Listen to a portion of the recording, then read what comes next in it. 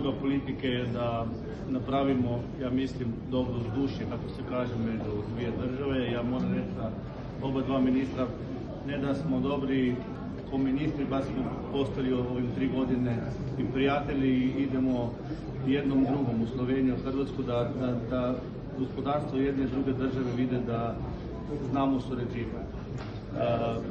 Slovenija je više industrijska država, jedna od 3 najvećih industrijskih država u Europi i mi vidimo tu veliku priliku. Zato sam baš sretan kad vidim investicije na hrvatskom i druge investicije iz Hrvatske u Sloveniji. Tako da mi moramo napraviti dobre pogoje. Vidim da je Hrvatska negdje bolja u porezima od Slovenija, imamo i druge prilike ko moramo na neki način pokazati šta je Slovenija bolja od Hrvatske, ali nema veze.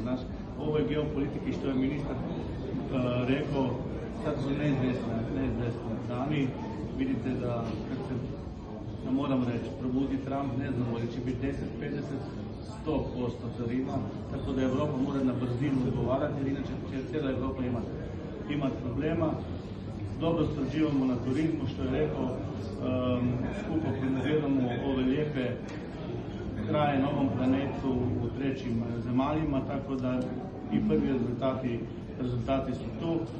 Tako da, evo, i ovaj današnji skup, organizacija i slovenijskih financa i večernjih lista, poslovnog kluba, mislim da je poslovni klub, dnevnik, to je baš ono dobro da najprije da se upoznamo još bolje, da vidimo gdje su naše prilike skupne i to je sve što bi mogli.